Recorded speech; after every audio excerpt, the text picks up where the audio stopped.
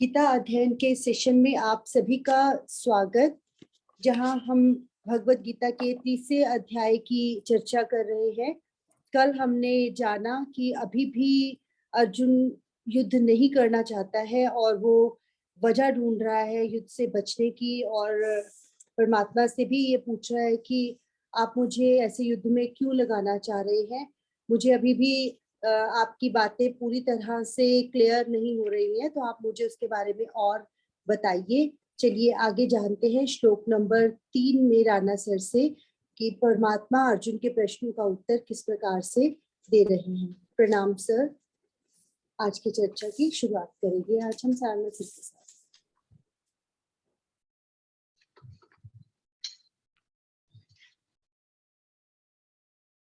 ओम वसुदेव सुतं देवं कंसचाणूरमर्दनं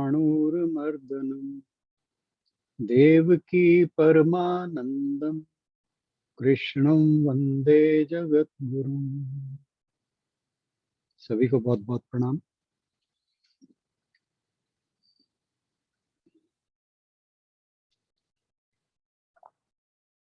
अर्जुन को जब भगवान जी ने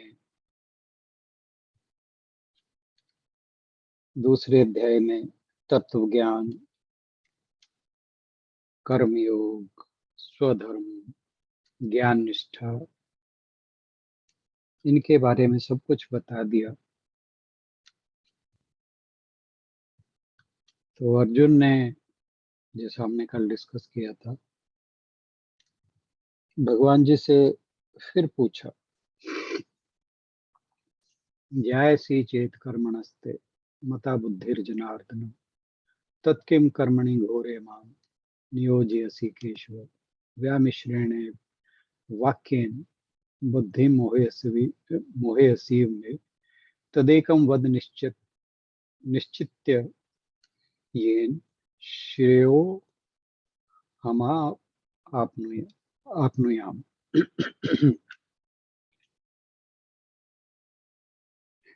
कि उन्होंने कहा कि हे प्रभु, जब आप बुद्धि को कर्म से श्रेष्ठ मानते हैं, बुद्धि यानी ज्ञान योग,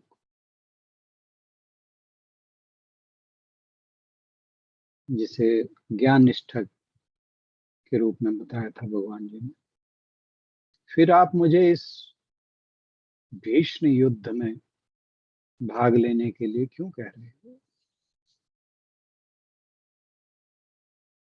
फिर अगले श्लोक में कहा कि व्यामिश्रेण वाक्य, आपके जो मिश्रित वाक्य हैं, मिली जुली बातें जो आप कह रहे हो, मिली जुली कैसे कि आप ज्ञान निष्ठा के बारे में भी बता रहे हो, आत्म तत्व के बारे में भी बता रहे हो, फिर कर्म योग भी कह रहे हो, और फिर कहते हो कि ये जो युद्ध है क्षत्रिय के लिए बड़ी किस्मत से मिलता है। फिर दूसरी तरफ आप कहते हो कि जो ज्ञान योग है वो कर्म योग से बेटर है। तो आपके जो ये मिश्रित वाक्य हैं, इनसे मेरी बुद्धि मोहित हो गई है, भ्रमित हो गई है। कृपया मुझे निश्चित रूप से कोई एक ऐसा मार्ग बताएं जो मेरे लिए कल्याणकारक हो।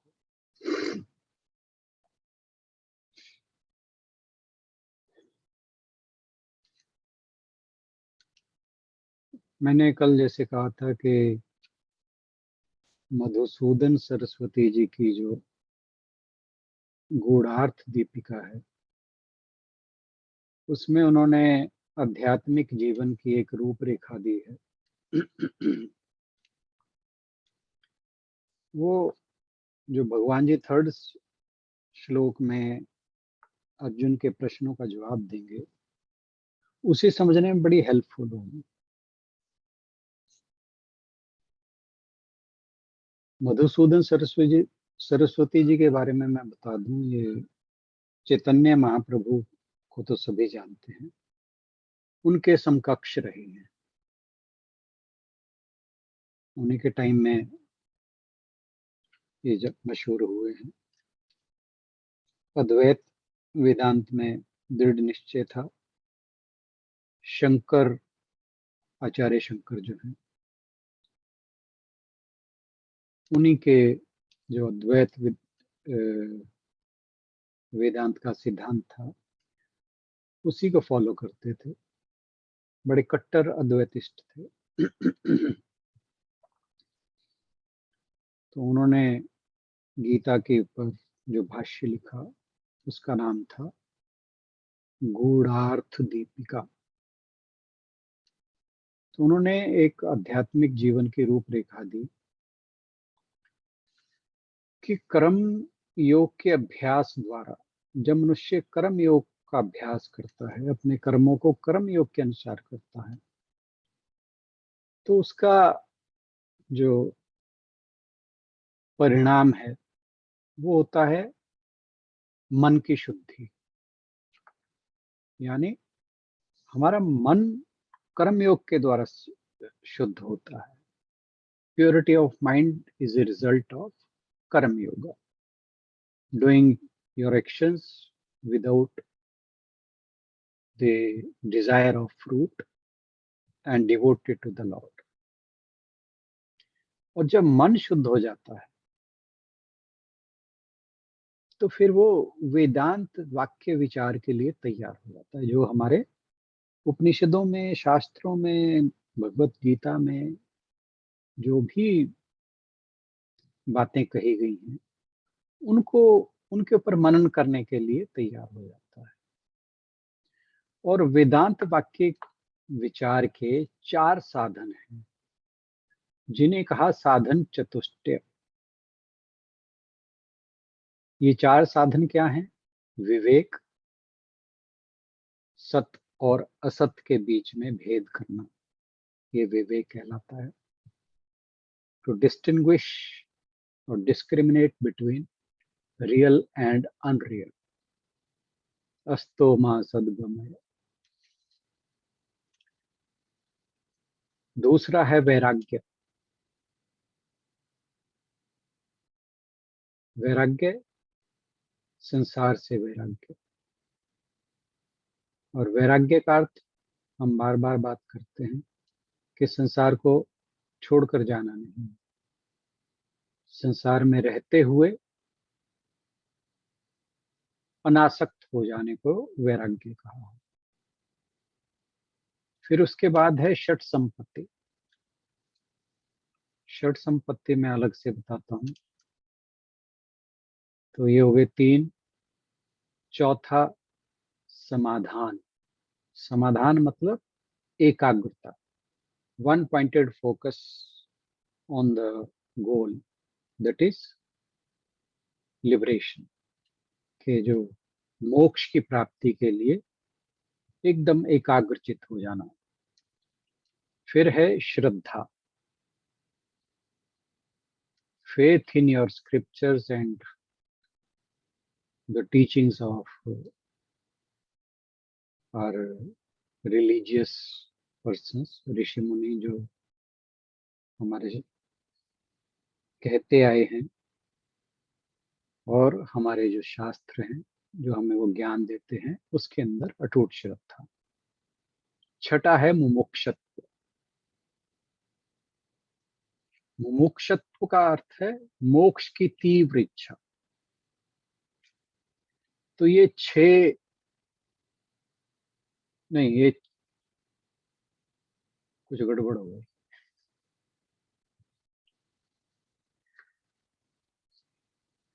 विवेक, वैराग्य, षट संपत्ति और मुमुक्षत्व।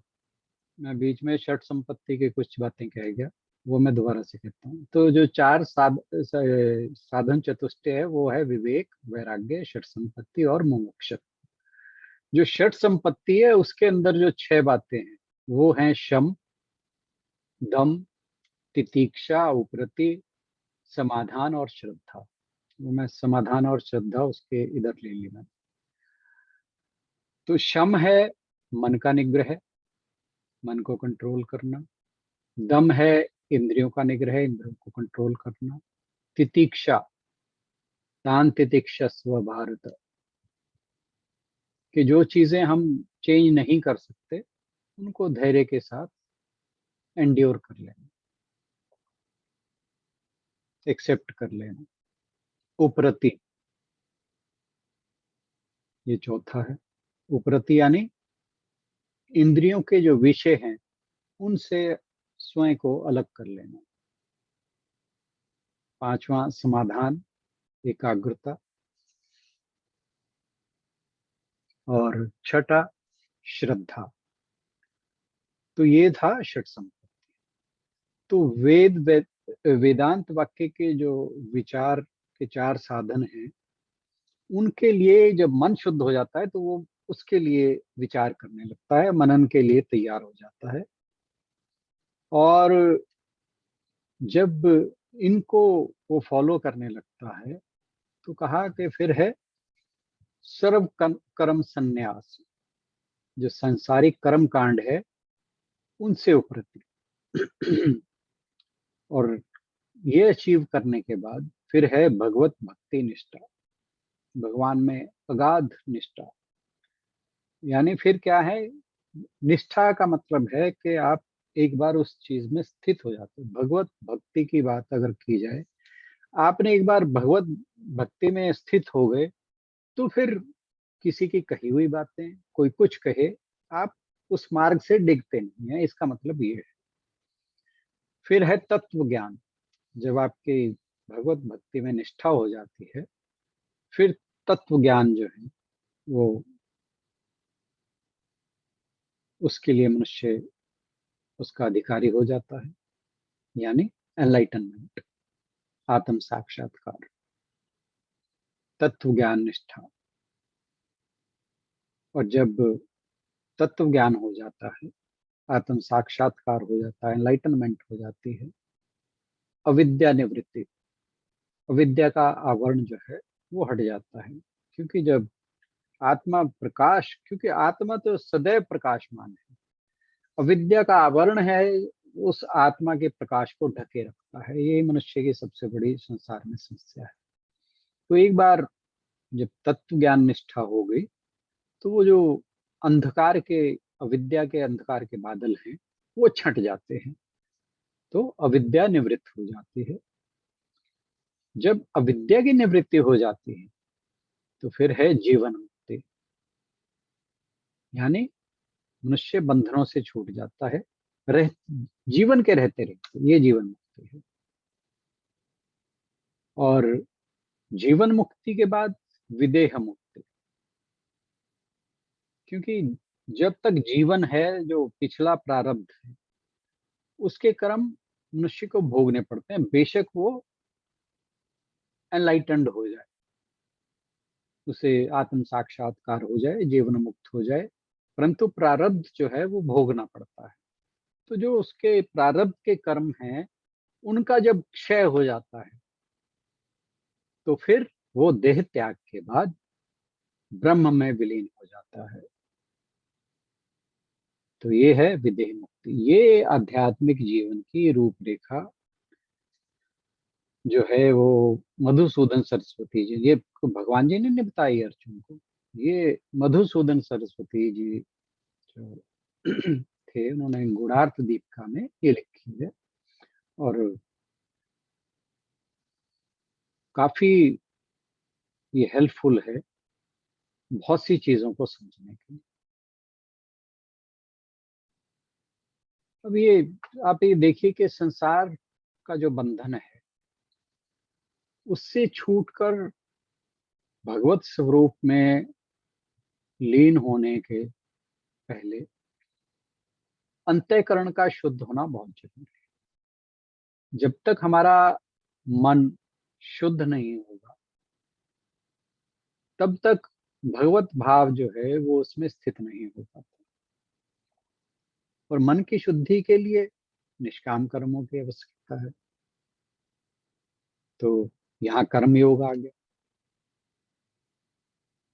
तो जब तक अंतःकरण शुद्ध नहीं होगा भगवान की ओर बुद्धि नहीं जाएगी, ना ही उसके ईश्वर के प्रति श्रद्धा उत्पन्न होगी। जैसे एक कोई मैला कपड़ा है, उसके ऊपर कोई रंग चढ़ाना चाहे तो वो नहीं चढ़ सकता। तो अंतःकरण जब तक शुद्ध नहीं है, जब तक उसके अंदर से मलिन विचार निकल नहीं जाते, मल विक्षेप ये सब जब तक निकल नहीं जाते, तब तक उस पर भगवत भाव जो है वो स्थित नहीं हो पाता। भगवान के प्रति श्रद्धा जो है वो विकसित नहीं हो पाती। तो क्यों? क्योंकि हमारा जो संस्कार है उसके अंदर पता नहीं कितने जन्मों जन्मों के शुभ अशुभ कर्म जो हैं उनका संचय हुआ है। काम, क्रोध, लोभ, मोह, राग, द्वेष, ये सब पूर्व जन्मों के कारण हमारे मन के अंदर संस्कार बैठे हुए हैं। और ये जो संस्कार हैं ये हमारे मन को या अंतःकरण को मैला किए हुए रखते हैं। तो जब तक मन की शुद्धि नहीं हो जाती तब तक भगवत विचार, जिसे वेदांत विचार की बात कही थी, वो मनुष्य उसके लिए तैयार नहीं होता। और वो कब होगा? जब कर्मयोग होगा। कर्मयोग के द्वारा ही मन की शुद्धि पॉसिबल है। तो इसलिए भगवान ने सबसे पहले निष्काम कर्मों को करने के लिए कहा है। अब हम तीसरे श्लोक पर आते हैं। आई होप के ये तीसरे श्लोक को समझने में हेल्पफुल होगा। आशु जी जरा तीसरा श्लोक पढ़ दें आप।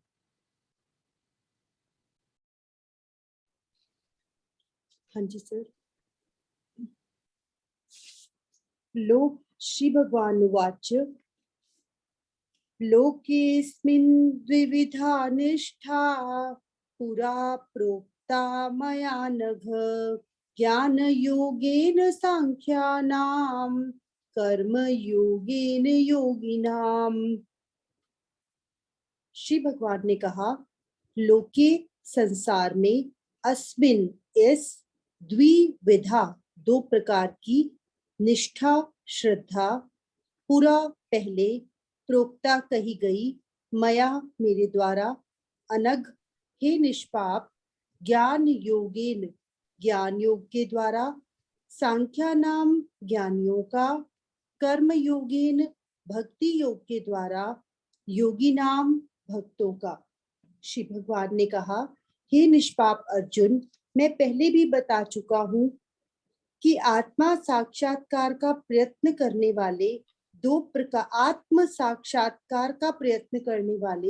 दो प्रकार के पुरुष होते हैं। कुछ इसे ज्ञान योग द्वारा समझने का प्रयत्न करते हैं तो कुछ भक्तिमय सेवा के द्वारा।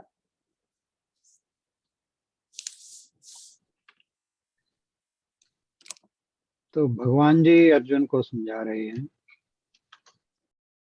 लोकेस्मिन् द्विविधा निष्ठा पुरा प्रोक्ता मया नघ, कि हे अनघ,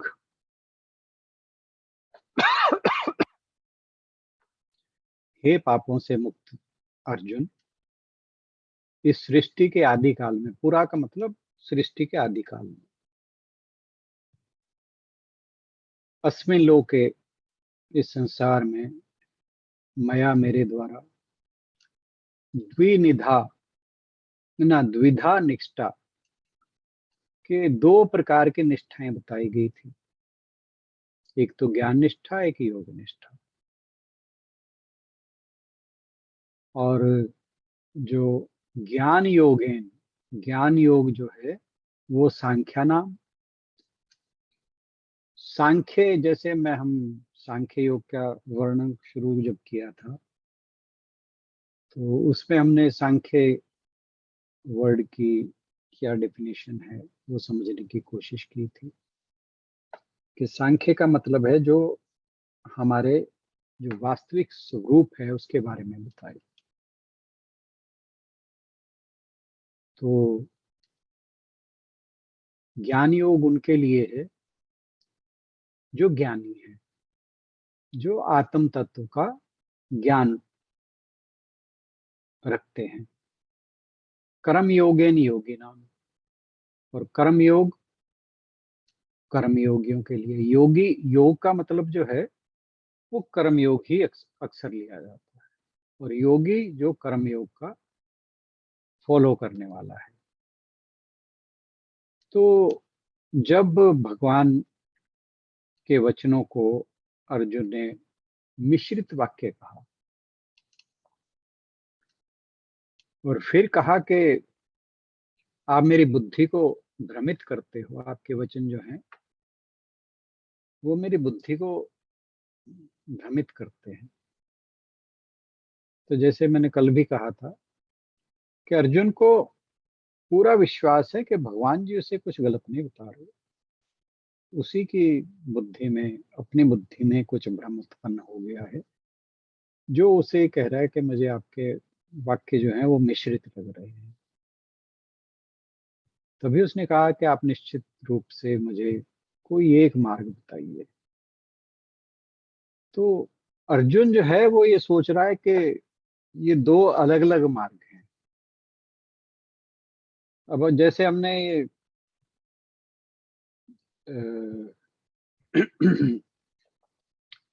आध्यात्मिक जीवन की रूपरेखा की बात की थी, तो वहां शुरुआत देखिए कहां से होती है।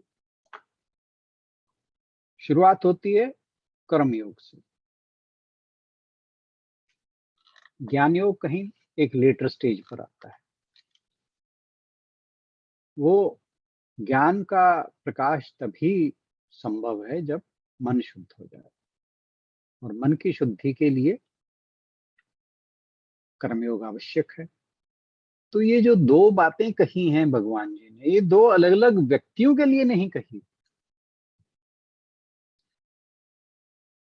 ये समझिए कि दो अलग अलग कालखंड में एक ही व्यक्ति नहीं, a person can get ready for the two paths at different times. This is how you can follow it. कि शुरुआत जो होगी वो कर्मयोग से ही होगी।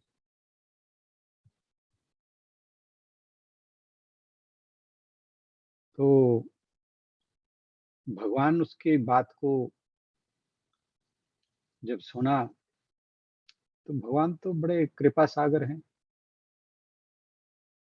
उनकी बात का उन्होंने बुरा नहीं माना मुझे, जब उन्होंने कहा कि आप मिश्रित बातें करते हैं। क्योंकि उसने भगवान जी को ऑफेंड भी नहीं किया था कि वो बुरा मानते। उन्होंने कहा मेरी बुद्धि को कुछ गड़बड़ है। तो इसलिए भगवान जी ने अर्जुन को कहा, हे अनघ, कि तू तो पापों से रहित है, निर्दोष है। अब एक गुरु अपने शिष्य की प्रशंसा कर रहा है, उससे होगा क्या, जो उसके सद्गुण हैं वो और निखर कर आते हैं,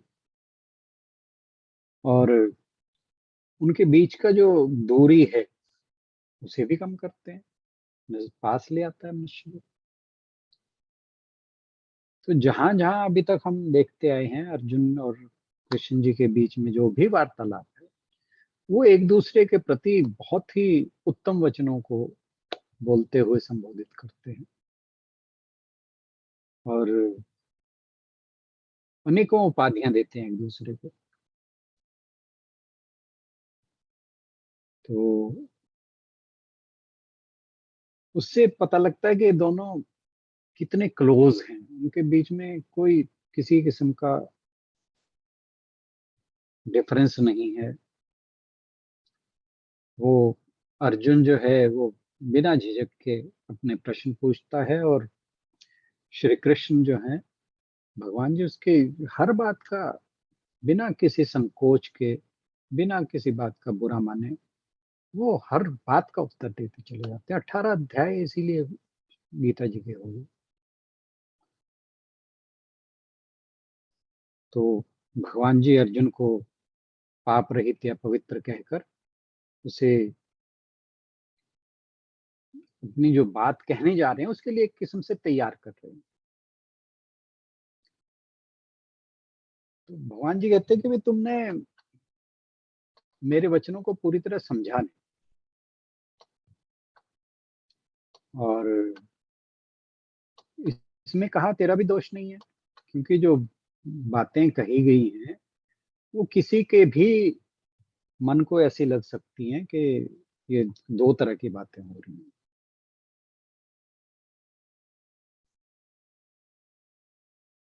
तो भगवान जी कहते हैं कि जैसे कर्म, उपासना और ज्ञान, वेदों में इन तीनों का वर्णन है,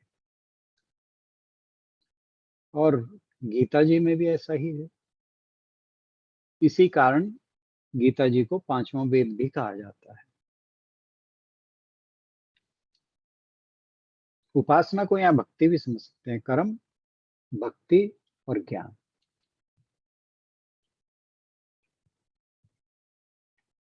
तो भगवान जी कहते हैं लोकेस्मिन् द्विधा निष्ठा पुरा प्रोक्ता मैं अनघा, कि मैं इस संसार में लोगों के कल्याण के लिए पहले भी ये जो ब्रह्म निष्ठा है उसके दो भेदों को बता चुका हूं, द्विविधा, परंतु ये अलग अलग दिखते हैं नहीं। और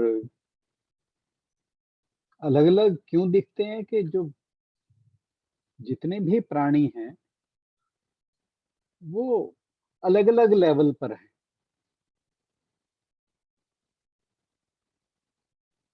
क्योंकि पूर्व जन्म के जो कर्म हैं, कुछ लोगों की पूर्व जन्म के निष्काम कर्मों के कारण उनका अंतःकरण पहले ही शुद्ध हो चुका है। तो वो इस तरह के जो लोग हैं, इस तरह के जो व्यक्ति हैं, वो इस जन्म में ज्ञान मार्ग के अधिकारी हो जाते हैं। और दूसरा, जिनके अभी अंतःकरण शुद्ध नहीं हुए, उनके पिछले जन्मों के कर्म इस प्रकार के हैं कि उनके अभी जो मन है वो शुद्ध नहीं हुए, तो उनको शुरुआत कर्म योग से करनी पड़ेगी। तो अब डिफरेंस किस चीज का है? टाइम का। कि जो ज्ञान योग का अधिकारी है वो पहले जो अपना अंतःकरण है वो शुद्ध कर चुका है, और जो आज की डेट में कर्म योग में प्रवृत्त हो रहा है, जिसको भगवान जी कह रहे हैं, इसका मतलब ये है कि उसका मन अभी शुद्ध नहीं हुआ, लेकिन वो जब उसका मन शुद्ध हो जाएगा कर्म योग के द्वारा, निष्काम कर्म के द्वारा, तो वो भी ज्ञान योग का अधिकारी हो जाएगा। तो ये दो अलग अलग मार्ग नहीं हैं।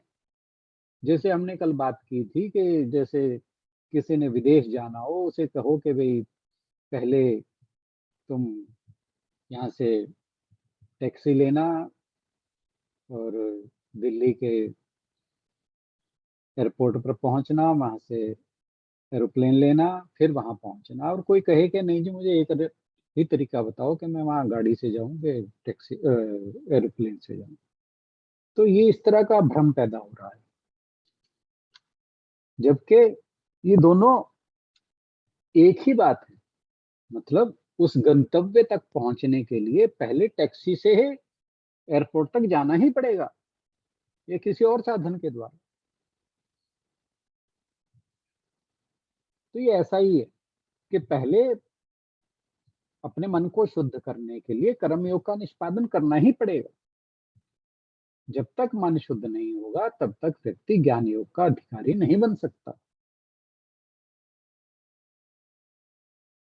तो जो व्यक्ति जिस व्यक्ति का अंतःकरण पहले ही शुद्ध हो चुका है, ऐसे व्यक्ति को सांख्य कहते हैं, क्योंकि उसकी बुद्धि जो है वो सांख्य योग में स्थित हो चुकी है।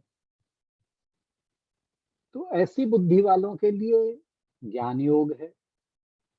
परंतु जो रजोगुणी है, जो क्रियाशील है, जो कर्म में विश्वास रखते हैं, जिनकी कर्मों में अभिलाषा बनी हुई है,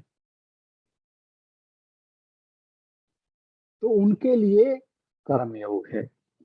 उन्हीं को उन्हें ही कर्मयोगी कहा जाता है। तो जो इस प्रकार के कर्मयोगी हैं, वो आगे तभी बढ़ेंगे जब तक वो कर्मयोग का निष्पादन नहीं करेंगे। तो वो कह रहे हैं कि तू इन दोनों प्रकार के निष्ठाओं को अलग अलग लोगों के लिए मत समझ।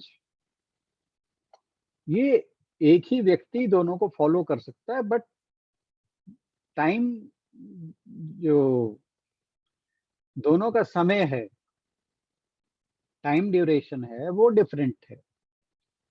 कि जब तक वो कर्म योग के द्वारा अपने मन को शुद्ध नहीं कर लेता, तब तक वो ज्ञान योग का अधिकारी नहीं बन सकता। तो वो एक डिफरेंट टाइम जोन में दोनों को एक व्यक्ति फॉलो कर सकता है, परंतु पहले उसे कर्मयोग के द्वारा अपना अंतःकरण शुद्ध करना होगा। वो एक डिफरेंट टाइम जोन की एक्टिविटी है। और दूसरी, उसके बाद जब उसका मन शुद्ध हो जाता है, फिर दूसरी एक्टिविटी है ज्ञान योग। तो ये बेशक दो तरह की बातें हैं, परंतु इनका अर्थ एक ही है। योग वशिष्ठ के अंदर वशिष्ठ जी भी भगवान राम से ऐसे ही समझाते हुए कहते हैं कि हे राघव, योग और ज्ञान, यहाँ पर योग का मतलब है कर्म योग, ये दोनों क्रम चित्त वृत्ति के नाश कर देने के निमित्त है। कर्म योग से चित्त वृत्तियों का निरोध और ज्ञान योग से आत्म साक्षात्कार। इनमें से किसी को कर्म योग असाध्य है और किसी को ज्ञान योग असाध्य है। मतलब कोई तो कर्म योग का अधिकारी नहीं है, कोई ज्ञान योग का अधिकारी नहीं है। तो इस कारण भगवान शिव ने ये दो क्रम कथन किए, यानी कहा इनके बारे में, इसलिए इन दोनों में जिस प्राणी से जो साध्य हो उसी का ग्रहण करे। तो यानी जो जिसके लिए क्वालिफाइड है, ये समझिए, वो उसी को फॉलो करे, तभी उसका जो स्पिरिचुअल पाथ है वो आगे बढ़ेगा। फिर कहा कि जो पूर्व जन्म में कर्मयोग की पूर्ति कर चुका है उसके लिए ज्ञान योग, और जिसने पूर्व जन्म में कर्मयोग पूर्ण नहीं किया, वह कर्म योग करता हुआ मृत्यु को प्राप्त हो गया, उसके लिए कर्म योग। ये वशिष्ठ मुनि जी ने योग वशिष्ठ में भगवान राम को बताया था। ज्ञानेश्वरी बड़ा प्रसिद्ध ग्रंथ है गीता जी के ऊपर। संत ज्ञानेश्वर महाराष्ट्र के थे, उन्होंने लिखा है। वो एक एग्जाम्पल के द्वारा इसे समझाने की कोशिश करते हैं। वो कहते हैं कि इन दोनों में से कोई भी मार्ग ना तो बड़ा है, ना छोटा है, ना श्रेष्ठ है, ना निम्न है। कि जैसे पश्चिम की ओर बहने वाली नदी और पूर्व की ओर बहने वाली नदी दोनों जाकर एक ही महासागर में मिलती है, दोनों का गंतव्य एक ही है, रास्ते अलग अलग। तो ये बिल्कुल ऐसा ही है कि इनका लक्ष्य जो है वो एक ही है, वो महासागर में ही मिलना है। तो ये दोनों एक दूसरे के पूरक हैं। अब इसमें नो डाउट ये दोनों एक दूसरे को कंप्लीमेंट करते हैं। अब इसको हम थोड़ा सा समझने की कोशिश करते हैं, फर्क क्या है। अब जैसे एक बच्चा अभी उसने स्कूल में एंट्री ही ली है, किंडरगार्टन में है, तो अब सोचें कि भी वो सीधे किंडरगार्टन से मास्टर डिग्रीज के लिए एग्जाम दे दे, तो वो पॉसिबल नहीं है। उसे डिफरेंट जो स्टेजेस हैं वो पार करनी पड़ेंगी। पहले उसे 10th तक 10 साल लगा, 10 के अब तो ज्यादा लगने लग गए, 10 साल वो लगाने पड़ेंगे, फिर बैचलर डिग्री करनी पड़ेगी, फिर मास्टर डिग्री का अधिकारी हो पाएगा। ये बिल्कुल ऐसा सही है। अब एक ऐसे जीनियस बच्चे के बारे में सोचिए जो कई क्लास इकट्ठे कर लेता है। और एग्जाम्पल हमारे सामने है, आपको ध्यान होगा करीब 10 एक वर्ष पहले की बात, एक बालक का नाम बड़ा मशहूर हुआ था, तथागत अवतार तुलसी, अगर याद हो। इतनी कुशाग्र बुद्धि थी उस व्यक्ति की, बच्चे की, कि वो 12 साल की उम्र में उसने एमएससी कर ली।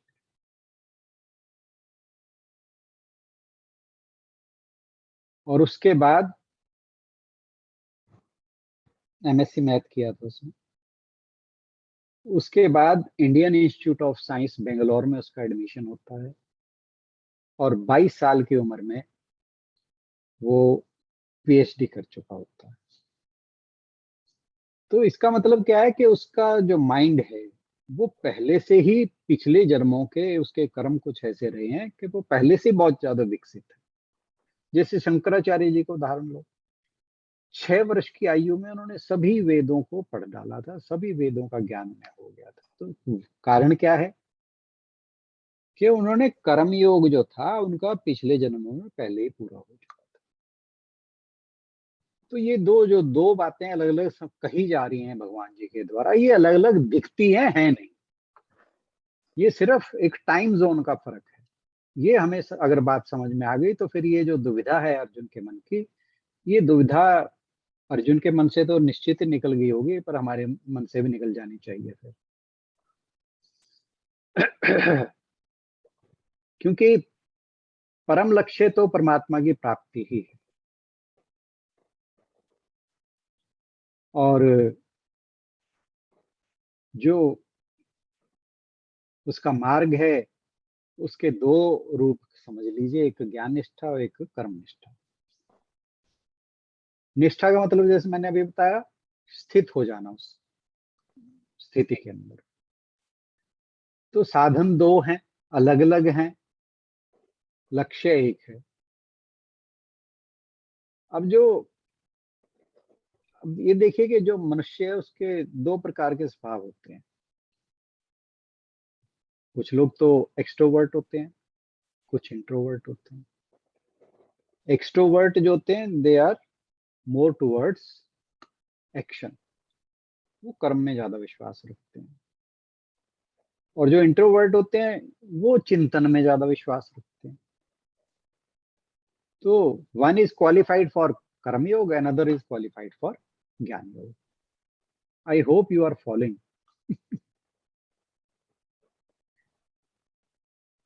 कहीं कुछ कमी कमी तो नहीं रह रही? कोई बात समझ आ रही है? पहले तो ये बता दें जरा एक बार, है? चलिए, हाँ जी सर, समझ आ रही है। ठीक है, ठीक है, थैंक यू। सर जो मुझे समझ आया वो यही आया है कि हमें मन की शुद्धि करनी है, राइट? तो वो मन की बिल्कुल, शुद्धि है वो कर्म योग से होनी है। तो कर्म बिल्कुल, योग, बिल्कुल, कुछ लोगों की मन की शुद्धि पहले पिछले जन्म के कर्मों की वजह से हो चुकी होती है, तो वो ज्ञान योग में जा सकते हैं। कुछ को बिल्कुल। अभी अभी करनी पड़ेगी, जैसे कि हम लोग हैं, हमें हमें तो अभी कर्मों की शुद्धि करनी पड़ेगी। हो सकता है हम भी थोड़ा टाइम से निष्काम पहले कर्म कर करने रहे पड़ेंगे, राइट? हैं। तभी मन की ये शुद्धि होगी। ये भी तो वरना हो दो सकता है ना, रास्ते हो गए, है ना? क्या पता हम थोड़े से ज्ञान योग के अधिकारी जल्दी हो चुके हों। इतना ही ठीक है समझ ना? आया, थोड़ा कॉम्प्लिकेटेड नहीं, है बिल्कुल आ गया। नहीं, बहुत कॉम्प्लिकेटेड है भी नहीं है। हाँ जी, हाँ जी। हाँ, वो बस वही है कि दिख दो रहे हैं, जैसे अर्जुन को थोड़ा भ्रम हो गया है इस बारे में। हाँ तो जी, हाँ ये जी। किसी के लिए भी है, भ्रम किसी को भी लगता है कि जी भगवान जी ज्ञान योग की भी बात कर रहे हैं, कर्म योग की बात कर रहे हैं, फिर ज्ञान निष्ठा की बात कर रहे हैं। तो एक तरफ अर्जुन को कह रहे हैं तो खड़ा हो युद्ध कर, और दूसरी तरफ कह रहे हैं अपने जो आत्म भाव है उसमें स्थित हो जा। तो एक सामान्य बुद्धि का व्यक्ति तो बिल्कुल, जो अर्जुन के मन में प्रश्न आया है वो ऐसे ही आएगा। सो कर्म योग से मन की शुद्धि होगी और ज्ञान योग से आत्म ज्ञान होगा, राइट? बिल्कुल बिल्कुल बिल्कुल सही समझा आपने। तो जो अंतर्मुखी हैं, इंट्रोवर्ट हैं, वो ज्यादा मतलब उनका थिंकिंग वे ऑफ लाइफ होता है, वो हर चीज में सोचते ज्यादा हैं, तो वो ज्ञान प्राप्ति के लिए ज्यादा प्रवृत्त होते हैं। और जो एक्सट्रोवर्ट है, बहिर्मुखी हैं, उनका स्वभाव कर्मशील होना होता है, पुरुषार्थी होते हैं। तो ये दोनों जो हैं एक ही टाइम में दोनों चीजों के अधिकारी यानी कर्मयोग और ज्ञान योग के अधिकारी नहीं हो सकते। ये हमें अब समझ आना चाहिए। तो अब एक जो है वो चिंतन उसे पसंद है और एक क्रियाशील है, तो दोनों का साधन भी अलग अलग होगा। और जो कोई गाइड है इन दोनों का, सपोज कीजिए एक ही गाइड है, गुरु कह लें, गाइड कह लें, कुछ भी कह लें, कोई संत कह लें, तो वो दोनों का स्वभाव देखेगा क्या है। तो वो एक को कहेगा कि भाई तू कर्मयोग को फॉलो कर, दूसरों को कहेगा कि तू ज्ञान योग को फॉलो कर। क्योंकि जो मनुष्य का स्वभाव है वो एक तो है कि वो कुछ जानना चाहता है, यानी ज्ञान प्राप्त करना। दूसरा है अपने मन के भाव हैं, भावनाएं हैं, या जो उसके मन में उद्वेग भी कह लीजिए, फीलिंग्स कह लीजिए, तो उनको एक्सपीरियंस करना है। और तीसरा है क्रियाशील होना। तो ये तीनों मनुष्य के स्वभाव हैं। हालांकि ये तीनों एक ही मनुष्य के स्वभाव में आते हैं, परंतु तीनों के लिए मार्ग गीता जी के अंदर अलग अलग बताए हुए हैं। क्योंकि ये जो तीनों पक्ष हैं वो एक ही समय में एक मनुष्य के अंदर एक्टिवेटेड नहीं होते। तो इसीलिए गीता जी के अंदर ज्ञान मार्ग, भक्ति मार्ग और कर्म मार्ग, ये तीनों मार्ग बताए गए हैं। अब भक्ति मार्ग जो है वो हालांकि एक बिल्कुल अलग मार्ग है, लेकिन वो कर्मयोग का ही एक पार्ट है। अब भक्ति जो है, भक्ति के बिना भी कर्म किया जा सकता है, और अच्छे कर्म किए जा सकते हैं, निष्काम कर्म किए जा सकते हैं। परंतु जब उसके अंदर भक्ति अगर उसमें जुड़ जाए, बिना भक्ति के वो नीरस रहते हैं कर्म। भक्ति अगर उसमें जुड़ जाती है तो वो भगवत प्राप्ति का जो लक्ष्य है वो बहुत तेजी से आगे बढ़ने लगता है, क्योंकि मनुष्य अहम के भाव से मुक्त हो जाता है भक्ति के द्वारा। तो बेसिकली दो मार्ग ही बचे, ज्ञान मार्ग और कर्म मार्ग। तो जो जिज्ञासु हैं उनके लिए ज्ञान मार्ग, और जो कर्मशील या क्रियाशील है उनके लिए कर्म योग।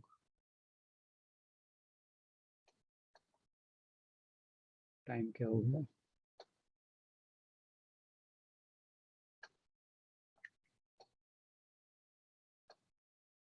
मेरे ख्याल आज की चर्चा को यहीं विराम देते हैं। आई होप कि ये विषय क्लियर हो गया होगा। इसी के साथ इस चर्चा को यहीं विराम देते हैं। आप में से अगर किसी के भी मन में कोई बात हो, कुछ संशय रह गया हो, या कहीं बात कोई क्लियर ना हुई हो, या अपनी तरफ से कुछ कहना चाहते हो, तो प्लीज जरूर बोलिए।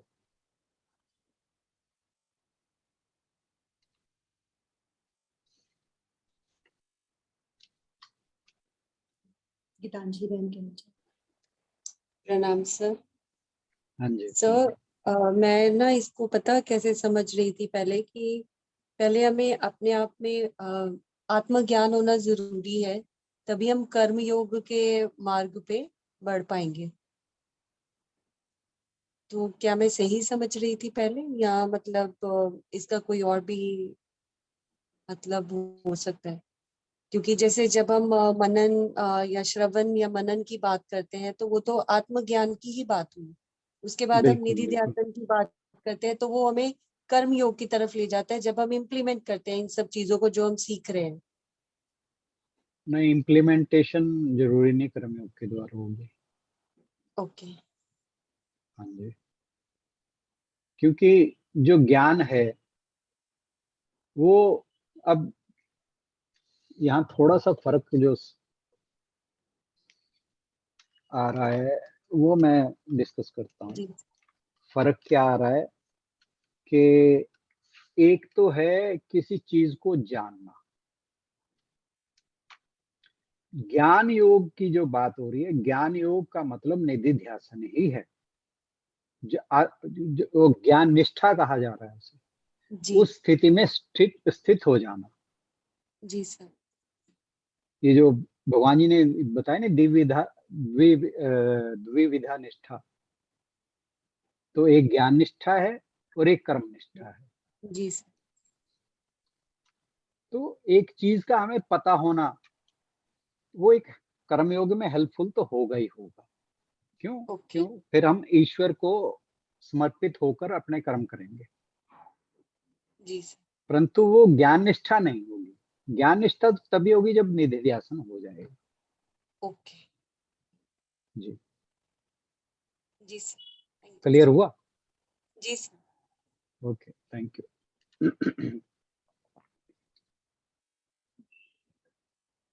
धन्यवाद राणा सर। आज के गुणार्थ दीपिका से आपने स्टार्ट किया था और आज का लेक्चर भी काफी गूढ़ था, और वाकई ही ये हम सबके लिए समझना भी बहुत जरूरी है। आई होप कि आप सबको काफी चीजें समझ में, सर ने बहुत ही सिंपल वे में समझाया है, सबको समझ आ गया होगा। यदि कहीं कोई संशय हो तो कल एक बार हम पुनः इस पर चर्चा कर सकते हैं। इस पे आज मैं अपलोड कर दूंगी, दोबारा से एक बार इसको सुन लें सब लोग, जी जी ताकि बिल्कुल। अगर कहीं पे भी कुछ कोई प्रश्न हो तो जरूर उस पे बात करें। काफी सारी आज सर ने हमें बातें बताई हैं जो जीवन में फॉलो करने वाली है। और सबसे डीप बात तो ये कि स्टेप बाय स्टेप तो चलना ही पड़ेगा। शॉर्टकट्स हम शायद फॉलो नहीं कर सकते कई जगह पर। सर कुछ कहना चाह रहे थे? हाँ जी, मैं वो सुबह लक्ष्मी बहन जी का कल भी नहीं प्रश्न ले पाया था, आज भी नहीं ले पाया, तो आज तो मैं जरूर लूंगा, चाहे थोड़े टाइम 1-2 मिनट और लग जाए। ठीक है। तो क्वेश्चन था, how a bad work by a bad person with feeling of surrendering to God be considered. कि एक बुरा व्यक्ति बुरा कर्म कर रहा है और भगवान के प्रति समर्पित होकर कर रहा है, तो इसे कैसे लिया जाए? और ये बड़ा ऐसा प्रश्न है, हमारे मन में भी उठता है इस तरह की बातें, सीरियसली है सर। ना? ये बहुत ही रेलेवेंट बातें हैं जो हर किसी के मन में उठती हैं। हालांकि धीरे धीरे जब हम गीता पढ़ेंगे ना, गीता जी की जो कमाल है वो यही है कि प्रश्न जो है उनके जवाब हमें मिलते जाते हैं। बट एनी हाउ, आप पहला स्टेप देखिए, बुरा व्यक्ति बुरा कर्म, सरेंडर की तो बात बाद में छोड़ दीजिए, भगवान के प्रति सरेंडर्ड है ना? कि जो कर्म ही बुरा हो गया। अब यहाँ पे जो स्पिरिचुअल जर्नी की एक ब्रॉड लाइन बताई है गुणार्थ दीपिका में मधुसूदन सरस्वती जी ने, उसका पहला ही देखिए क्या है, कर्म योग। वो बुरे कर्म कर रहा है तो कर्मयोग तो हो ही नहीं सकता, सरेंडर तो बड़ी बात की बात आती है। तो it should be taken as such. बुरा कर्म आप भगवान का नाम लेके करते हैं, और आप ये देखिए जो जिहादी हैं वो भी तो अल्लाह का नाम लेकर ही लोगों को मारते हैं। और आजकल हमारे यहाँ भी जय श्री राम कह के लोगों को मारने वाला काम शुरू हो चुका है ना। तो ये कोई धार्मिक कृत्य नहीं है, ये कोई आध्यात्मिक जीवन नहीं है, ये गुंडागर्दी ही है, चाहे वो जो जिहादी हैं उनकी है, चाहे जो हमारे यहाँ हो रहा है उनकी है। तो बुरा कर्म बुरा है, ये हमें मानकर चलना चाहिए, चाहे उसमें भगवान का नाम हम लें या ना लें, हार्डली मैटर। बहन जी ठीक क्लियर हो रही है बात? प्रणाम सर, थैंक जी यू। जी प्रणाम। ओके ओके, अब दूसरा था आपका कि we try to attend Gita ji session with a desire to gain something more about Gita ji. How this action of ours be considered? इसके बारे में मैं किसी और से उत्तर सुनना चाहूंगा। हम गीता जी के सेशन में आते हैं इस इच्छा से कि कुछ हमें और पता लगे, ये कैसे इस एक्शन को या इस चीज को किस तरह से लिया जाए, कौन बताना चाहेगा? अब तो बहुत लोग तैयार होने चाहिए इस चीज को जवाब देने के लिए। जी प्लीज प्लीज गीतांजलि। So, भगवान के बारे में तो जितना भी जानना चाहे वो कम लगता है, और जी। जानने का मन करता है। बिल्कुल बिल्कुल। हाँ जी गीतांजलि मैम। तो मुझे लगता है मैं तो इसलिए गीता जी सेशन में आती हूँ कि मुझे एक स्टाइल ऑफ लिविंग जो सही ढंग है जीने का, एक तो वो पता चलता है, दूसरा अपने बारे में सत्य का ज्ञान जो है वो मिलता है। इसीलिए मुझे लगता है कि हम गीता जी सेशन में आते हैं। बिल्कुल नहीं, वो उनका प्रश्न जो था वो ये था कि how this action of ours be considered, हमारा एक्शन, इसको हम क्या समझें, हमारा ये कर्म कैसा है? भगवत प्राप्ति की तरफ जाना, भगवान को जानने की जो इच्छा है वो हमारी प्रकट होती है। बिल्कुल बिल्कुल तो बिल्कुल। ये हमारा स्वधर्म ही है, क्योंकि हमारा स्वधर्म ये भी तो कहता है ना कि हम अपने बारे में जाने पहले। अपना बिल्कुल, ज्ञान हमें बिल्कुल। पूरी तरह से होगा तो हमारे चाहे कर्म है या हमारा जो कंट्रीब्यूशन है सोसाइटी में उस पर इम्पैक्ट होगा ही होगा, जब हम बिल्कुल खुद को सही, जान लेंगे। बिल्कुल सही। तो इसका और मतलब ये अपने है कि आप हम को सर इवैल्यूएट भी कर पा रहे हैं अपने। गीता जी को हम समझ रहे हैं। जो समझ लोग रहे नहीं बोलते, हैं। जो लोग नहीं भी बोलते, इसका मतलब ये नहीं है कि वो समझ नहीं रहे। सब समझ रहे हैं सर। बहुत अच्छी बात है। बहुत चेंज आ मैं रही है सर, बहुत ज्यादा। बहुत अच्छे। हाँ जी आशु बहन आप बोलिए। अब ये नहीं देखिए वही मैं कि गुलशन बहन जी, गीतांजलि बहन जी, कुसुम बहन जी, सबने बड़े सही से जवाब दिए इस प्रश्न के। हाँ जी अब आप बोलिए। अपने आप को इवैल्यूएट भी कर पा रहे हैं सर कि वाकई जो हम कर रहे हैं या जिस रास्ते पर हम चल रहे हैं वो हम सही जा रहे हैं या कहीं हमसे कोई गलती तो नहीं हो रही। वहां हम अपने आप को इम्प्रूव भी करने की कोशिश कर पाए ताकि पता होगा। एग्जैक्टली। जैसे आपने बताया पहला स्टेप आज विवेक का आपने बताया कि सही और गलत में पहचान होना वही विवेक है। अगर पहचान है ही नहीं तो फिर हम चलेंगे कैसे? बिल्कुल तो बिल्कुल। वो चीज भी हमें पता चल रही है। जैसे मैंने कल भी बोला था कि हमें डिसीजन लेने में अब थोड़ा सा बुरा फील नहीं होता कि अपने मन का डिसीजन नहीं ले रहे हैं हम, श्रेयस्कर नहीं प्रेयस्कर नहीं श्रेयस्कर कार्य कर रहे हैं। बिल्कुल बिल्कुल। बहन जी एक चीज और मैं कहना ऐड करना चाहूंगा इन सभी बातों में कि मोक्ष प्राप्ति की इच्छा से बढ़कर कोई इच्छा नहीं है। और ये जो इच्छा है मेरे ख्याल हम पहले भी एक बार बात कर चुके हैं, ये डिजायर्स में काउंट नहीं होती। तो ये एक्शन जो है हमारा, ये निष्काम कर्म में काउंट होगा, ये कामना रहित है। This is what I want to say. I hope that both of your questions are answered. So, Subhalakshmi Behen ji. Thank you sir, Thank you. Clear हो गया है। बढ़िया। Thanks to you Shiva Lakshmi ji. Arjun के प्रश्नों का लाभ पूरे विश्व को हो रहा है और जब आप प्रश्न पूछते हैं तो उसका फायदा भी पूरे ग्रुप को, सभी को होता है। बिल्कुल। Thank you so much. चलिए इसी के साथ समापन की ओर बढ़ेंगे आज।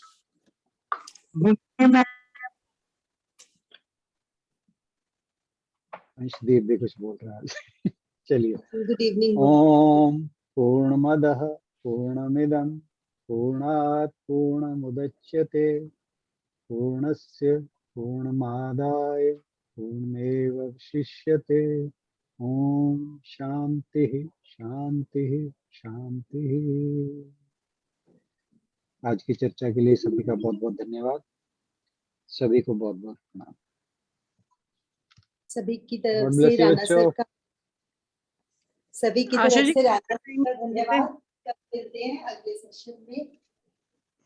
बहुत सार्थक रही आज की चर्चा। उम्मीद है आप ऐसे ही अपने विचारों को योगदान देते रहेंगे ताकि सभी को एक दूसरे से सीखने का मौका मिले। Thank you so much everyone. Sir कल का आशु जी टाइम बता दो कल का। 6 बजे ही रहेगा। हाँ जी, कल तो कुछ और 6 to 7 ही रहता है।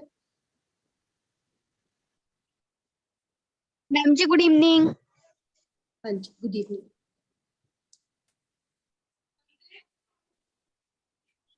चलो ठीक हरे है जी। Krishna ma'am. Hare Krishna Rana sir. God Hare bless you Krishna बेटे। Ma'am. God bless you. Hare Krishna Rana sir. God bless you. I'm leaving the meeting now. Thank you very much. God bless you.